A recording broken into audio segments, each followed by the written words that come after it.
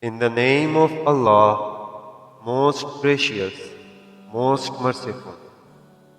Among people there is a kind whose sayings on the affairs of the world fascinate you. He calls Allah again and again to bear testimony to his sincerity. Yet he is most fierce in enmity.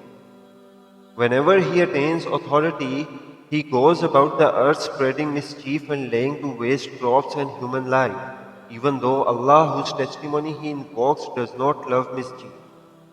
Whenever he is told, fear Allah, his vainglory seizes him in his sin. So hell shall suffice for him. What a wretched resting place. On the other hand, among men there is a kind who dedicates his life seeking to please Allah. Allah is immensely kind to such devoted servants. Believers, enter wholly into Islam and do not follow in the footsteps of Satan, for he is your open enemy. And if you stumble in spite of the clear instructions which have come to you, then know well that Allah is most mighty, most wise. Are those people who are not following the right path in spite of admonition and instruction, waiting for Allah to come to them in canopies of clouds with a retinue of angels and settle the matter finally? To Allah shall all matters ultimately be referred. Ask the children of Israel how many clear signs we gave them. And when a people tamper with Allah's bounty after it has been bestowed on them, then indeed Allah is severe in punishment.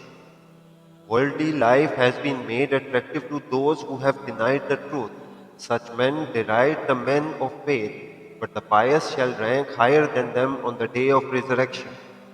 As for worldly livelihood, Allah grants it to whomsoever He wills without measure. In the beginning, mankind followed one single way. Later on, this state ended and differences arose. Then Allah sent forth prophets as heralds of good tidings for the righteous and as warners against the consequences of evil doing. He sent down with them the book embodying the truth so that it might judge among people in their disputes. And those who innovated divergent ways rather than follow the truth were none other than those who had received the knowledge of the truth and clear guidance. And they did so to commit excesses against each other. So by His leave, Allah directed the believers to the right way in matters on which they disagreed. Allah guides whomsoever He wills onto a straight way. Do you suppose that you will enter paradise untouched by the suffering endured by the people of faith who passed away before you? They were afflicted by misery and hardship and were so convulsed that the messenger and the believers with him cried out, when will Allah's help arrive? They were assured, behold, Allah's help is close by. People ask you what they should spend. Say, whatever wealth you spend, let it be for your parents and kinsmen, the orphans, the needy, and the wayfarer. Allah is aware of whatever good you do. Fighting is ordained upon you and it is disliked by you. It may well be that you dislike a thing even though it is good for you. And it may well be that you like a thing even though it is bad for you. Allah knows and you do not know. People ask you about fighting in the holy month. Say, fighting in it is an awesome sin, but barring people from the way of Allah, disbelieving in Him and denying entry into the holy mosque and expelling its inmates from it are more awesome acts in the sight of Allah. And persecution is even more heinous than killing. They will not cease fighting against you till they turn you from your religion if they can. So remember well that whoever from amongst you turns away from his religion and dies in the state of unbelief, their work will go to waste in this world and in the next. They are destined for the fire and it is there that they will abide. On the contrary, those who believed and forsook their hearth and home and strove in the way of Allah, such may rightly hope for the mercy of Allah, for Allah is all forgiving, all merciful. They ask you about wine and games of chance.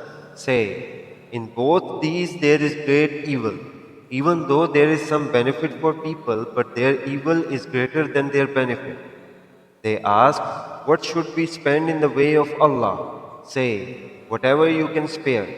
In this way, Allah clearly expounds His injunctions to you, that you may reflect upon them both in regard to this world and the next. They question you concerning orphans. Say, to deal with them in the way which is to their good, that is best. And if you intermix your expenses and living with them, there is no harm, for they are your brothers. Allah knows the mischievous from the righteous, and had Allah willed, He would indeed have imposed on you exacting conditions. But He is all powerful, most wise. Marry not the women who associate others with Allah in His divinity until they believe. For a believing slave girl is better than a free, respectable woman who associates others with Allah in His divinity, even though she might please you. Likewise, do not give your women in marriage to men who associate others with Allah in His divinity until they believe. For a believing slave is better than a free, respectable man who associates others with Allah in His divinity, even though he might please you. Such people call you towards the fire, and Allah calls you by His leave towards paradise and forgiveness, and He makes His injunctions clear to people so that they may take heed. They ask you about menstruation. Say, it is a state of impurity. So keep away from women in the state of menstruation, and do not approach them until they are cleansed. And when they are cleansed, then come to them as Allah has commanded you. Truly, Allah loves those who abstain from evil and keep themselves pure. Your wives are your tilth. Go then into your tilth as you wish, but take heed of your ultimate future and avoid incurring the wrath of Allah. Know well that one day you shall face Him. Announce good tidings to the believers. Do not swear by Allah in your oaths if they are intended to hinder you from virtue, piety, and promoting the good of mankind.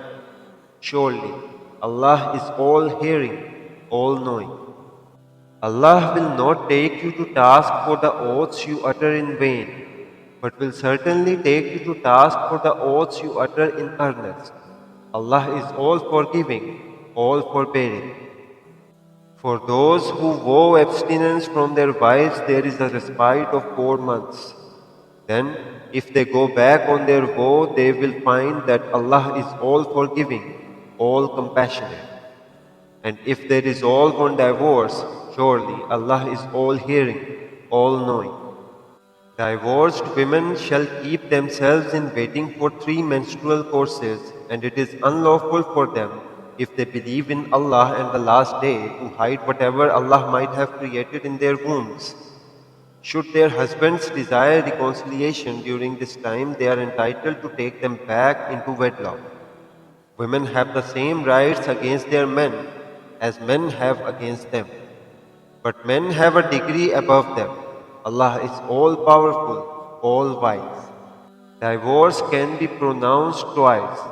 Then either honorable retention or kindly release should follow.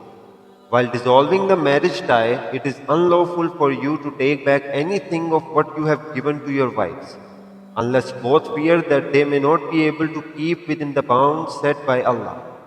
Then, if they fear that they might not be able to keep within the bounds set by Allah, there is no blame upon them for what the wife might give away of her property to become released from the marriage tie. These are the bounds set by Allah. Do not transgress them. Those of you who transgress the bounds set by Allah are indeed the wrongdoers. Then, if he divorces her for the third time after having pronounced the divorce twice, she shall not be lawful to him unless she first takes another man for a husband, and he divorces her. There is no blame upon them if both of them return to one another thereafter, provided they think that they will be able to keep within the bounds set by Allah. These are the bounds of Allah which He makes clear to a people who have knowledge of the consequences of violating those bounds. And so, when you divorce women and they reach the end of their waiting term, then either retain them in a fair manner or let them go in a fair manner. And do not retain them to their hurt or by way of transgression. Whosoever will do that will indeed wrong himself. Do not take the signs of Allah in jest and remember Allah's favor upon you. He exhorts you to revere the book and the wisdom that He has sent down upon you. Fear Allah and know well that Allah has full knowledge of everything. When you divorce women and they have completed their waiting term, do not hinder them from marrying other men if they have agreed to this in a fair manner. That is an admonition to every one of you who believes in Allah and the last day. That is a cleaner and purer way for you. For Allah knows whereas you do not know. If they, the fathers, wish that the period of suckling for their children be completed, mothers may suckle their children for 2 whole years. In such a case, it is incumbent upon him who has begotten the child to provide them their sustenance and clothing in a fair manner.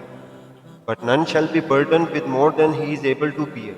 Neither shall a mother suffer because of her child, nor shall the father be made to suffer because he has begotten him. The same duty towards the suckling mother rests upon the heir as upon him.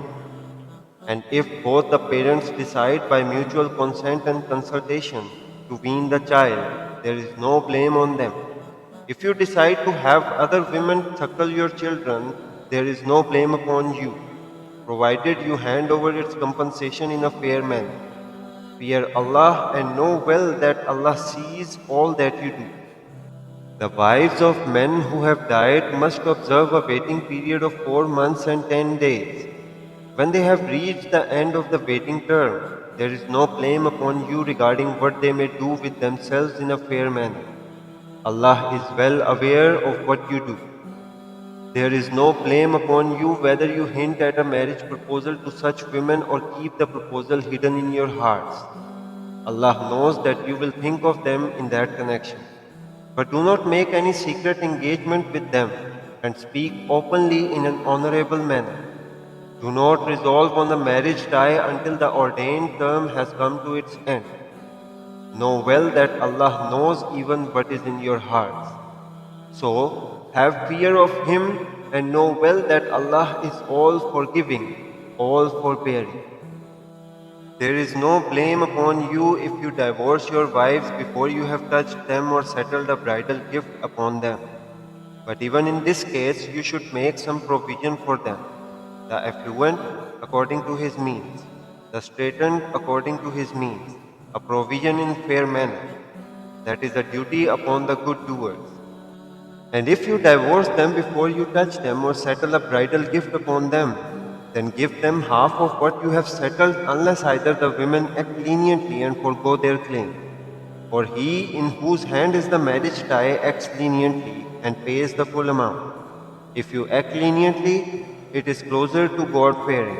And forget not to act gracefully with one another, for indeed Allah sees all that you do. Be watchful over the prayers and over praying with the utmost excellence, and stand before Allah as good utterly obedient servants. And even if you face the state of fear, still perform the prayer whether on foot or riding. And when you are secure, remember Allah in the manner that He taught you, the manner that you didn't know earlier. Those of you who die leaving behind your wives should make testament of 1 year's provision without expulsion in favor of your wives. And if they themselves depart, there shall be no blame upon you for what they may do with themselves in an honorable manner. Allah is Almighty, All-Wise. Likewise, let there be a fair provision for the divorced women. This is an obligation on the God-fearing. Thus, Allah makes His injunctions clear to you that you may understand. O Messenger, have you thought of those who went forth from their homes for fear of death, even though they were in their thousands? Allah said to them, Die. Then He restored them to life. Indeed, Allah is bounteous to mankind, but most people do not give thanks in return. So fight in the way of Allah and know well that Allah is all-hearing, all-knowing. Who of you will lend Allah a goodly loan which He will return after multiplying it for him manifold? For Allah has the power both to decrease and increase, and to Him will you be returned. O Messenger, have you thought of what happened with the elders of the children of Israel after Moses? They asked one of their prophets, set up for us a king so that we may fight in the way of Allah. He said, would you possibly refrain from fighting if fighting is ordained for you? They said, and why would we not fight in the way of Allah when we have been torn from our homes and our children? But when fighting was ordained for them, they turned back, except a few of them. Allah is well aware of the wrongdoers. And their prophet said to them, indeed, Allah has sent forth Talut as your king. They said, by what right shall he rule over us when we are more worthy than he to dominion, for he is not very wealthy? He said, Allah has chosen him over you and has endowed him abundantly with both intellectual and physical capacities. Allah indeed has the power to bestow dominion upon whomsoever He wills. Allah is all resourceful, all knowing. And their prophet said to them, the sign of His dominion is that in His reign the ark wherein is inner peace for you will be brought back to you, and the sacred relics left behind by the house of Moses and the house of Aaron borne by angels. Truly in that is a sign for you, if indeed you are people of faith.